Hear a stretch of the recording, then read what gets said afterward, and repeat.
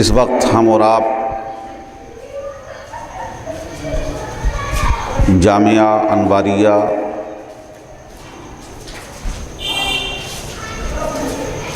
کے صحن میں حاضر ہیں۔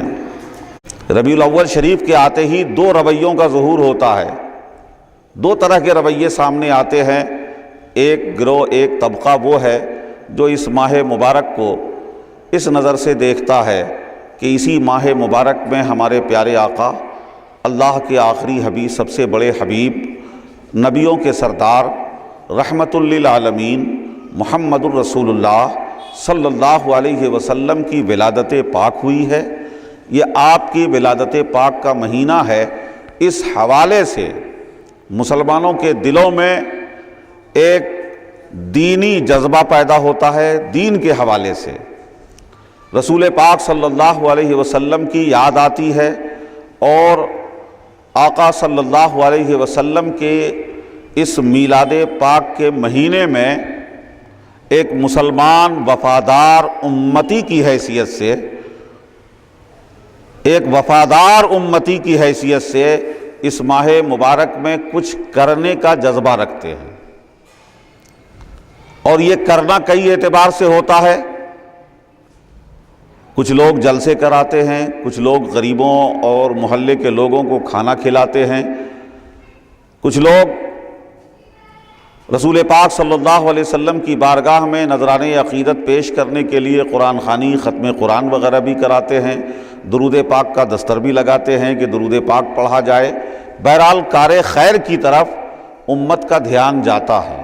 یہ ایک گروہ ہے، ایک طبقہ ہے، یہ بڑے طبقے کے لوگ ہیں۔ لیکن دوسری طرف جہاں مسلمانوں کے دلوں میں رسول پاک صلی اللہ علیہ وسلم کے عید میلاد کے حوالے سے ایک جذبہ، ایک خوشی کا اظہار ہوتا ہے، وہیں دوسری طرف ایک طبقے میں عجیب سی بے چینی چھا جاتی ہے، پریشانیاں لاحق ہو جاتی ہیں۔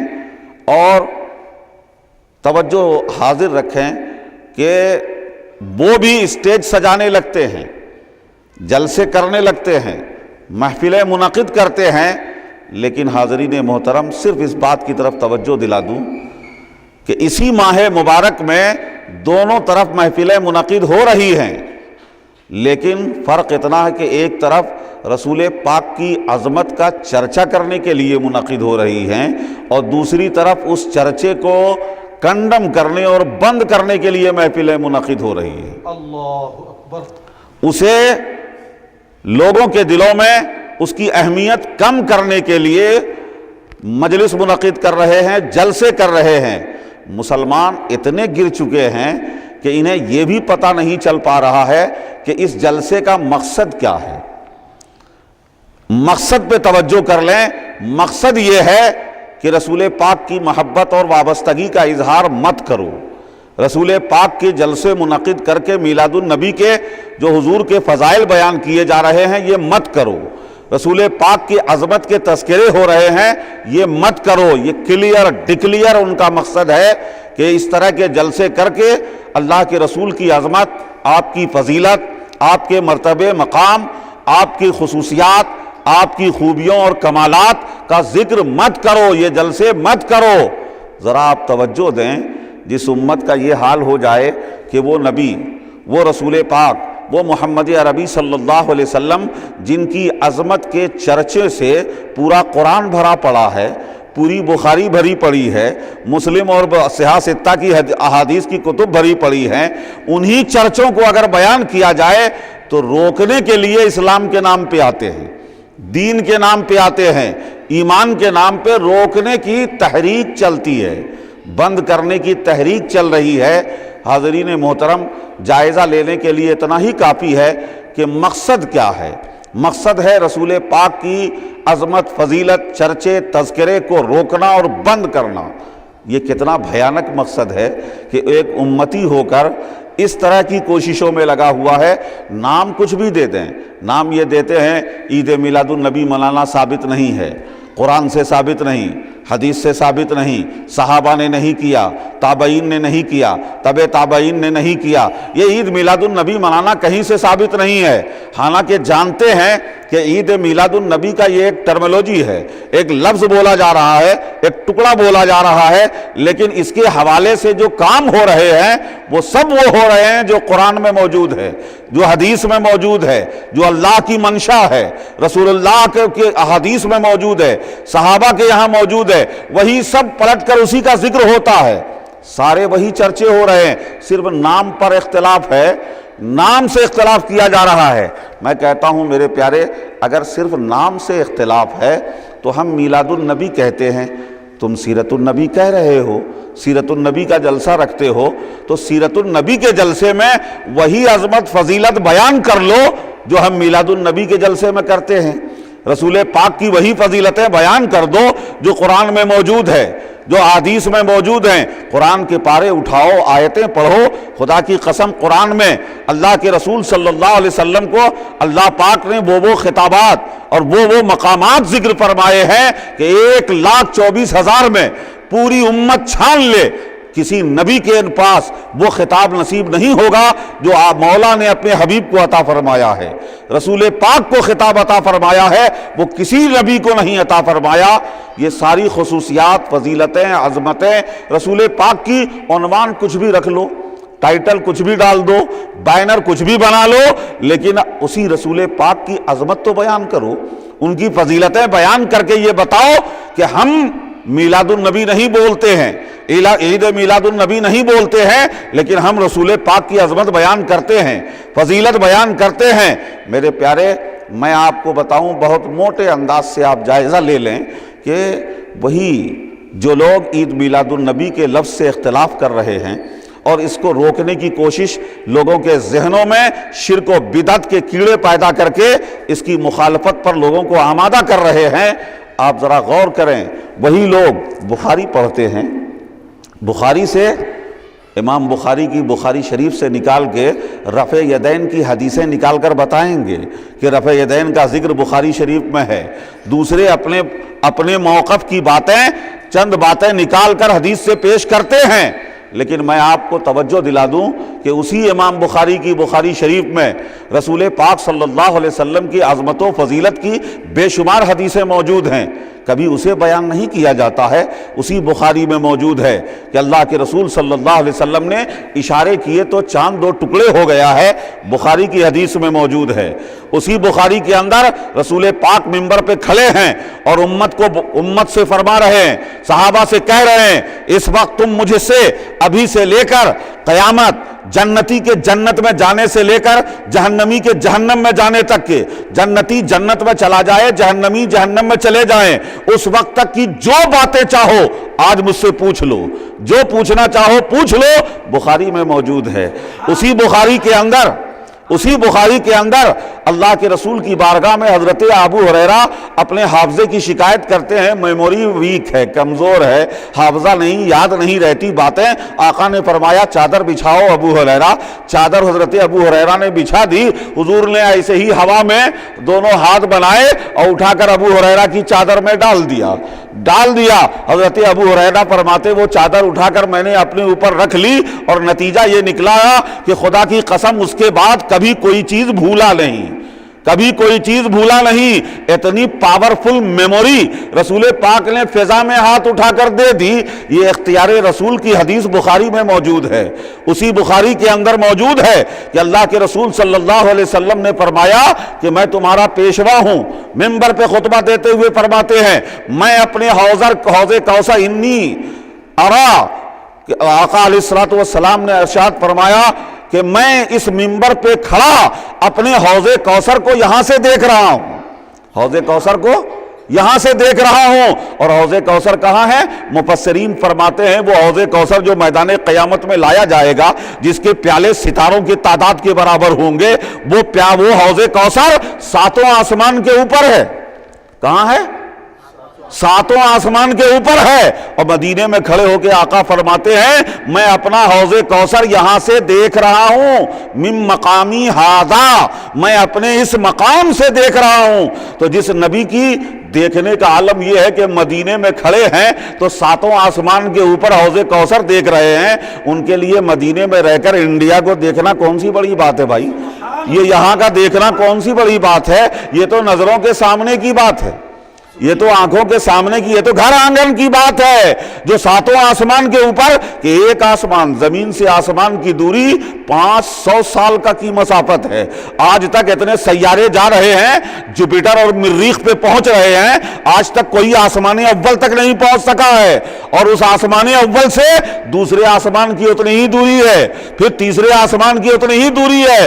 دماغ فیل ہو جائے گا، کیلکولیٹر فیل ہو جائے گا، اس کے ڈسٹینس کو ناپ نہیں سکو گے، اتنے ڈسٹینس پر مصطفیٰ مدینے سے کھڑے ہو کے حوض کوثر دیکھ رہے ہیں، حوض کوثر دیکھ رہے ہیں۔ یہ بخاری کی حدیث میں موجود ہے، میرے آقا نے فرمایا ہے، اور بخاری میں موجود ہے۔ اسی بخاری میں میرے آقا فرماتے ہیں اوتی تو مفاتیح خزائن الارض او مفاتیح الارض، مجھے زمین کے خزانوں کی کنجیاں دے دی گئی ہیں، زمین کے خزانوں کی کنجیاں دے دی گئی ہیں، مجھے زمین کے خزانوں کی کنجیاں دے دی گئی ہیں۔ اوتی تو مفاتیح خزائن الارض بخاری میں موجود ہے، لیکن یہ بخاری کرنے والے سے کبھی آپ نے مصطفیٰ کی عظمت پر کوئی جملہ نہیں سنا ہوگا، رسول پاک کی فضیلت کا کوئی جملہ نہیں سنا ہوگا۔ یہ بخاری میں موجود ہے، خزانوں کی کنجیاں دے دی گئی ہیں۔ کنجیاں کیوں دی تھی؟ اللہ کو کنجی رکھنا بھاری تھی؟ کنجیاں صرف اس لیے دی تھی کہ میرے رسول تم رکھو، رکھنے نہیں دی تھی میرے پیارے، اختیار دے دیا تھا۔ کنجیاں دینے کا مطلب یہ ہے کہ اللہ نے خزانوں کی کنجیاں دے دی، مطلب اختیار دے دیا۔ اسی لیے تو میرے آقا نے فرمایا، ایک بار نہیں، ایک جگہ نہیں، کئی حدیثوں میں مختلف سندوں سے موجود ہے، جس میں سے سب سے مضبوط بات حضرت عائشہ سے میرے آقا نے فرمایا، اے عائشہ لو شئت لسارت هذه الجبال معي ذهبا، اگر میں چاہوں تو مدینے کے یہ پہاڑ سونے کا بن کر میرے ساتھ چلیں گے، سونے کا بن کر میرے ساتھ چلیں گے۔ یہ ساری عظمتیں، فضیلتوں کی احادیث بخاری میں موجود ہے۔ بخاری میں صرف رفع یدین اور شرک کی حدیثیں نظر آتی ہیں، اس کے علاوہ عظمت مصطفیٰ، رفعت مصطفیٰ، مقام مصطفیٰ، کمال مصطفیٰ، اختیارات مصطفیٰ، علم غیب مصطفیٰ کی حدیثیں بخاری میں نظر نہیں آتی ہیں۔ میرے پیارے، میں صرف بتانا یہ چاہتا ہوں کہ مقصد یہ بدعت سے بہت زیادہ نفرت کرتے ہیں، یہ نہیں ہے کہ یہ بدعت سے آپ کو بچانا چاہتے ہیں، یہ کام پر لگا دیے گئے ہیں، کام پر لگا دیے گئے ہیں۔ میں لمبی بات کروں گا تو گھنٹوں کا موضوع ہو جائے گا میرے پیارے، صرف اشارے میں بتاؤں، توجہ رکھیں، بات سمجھ لیں، کام پہ لگا دیے گئے ہیں۔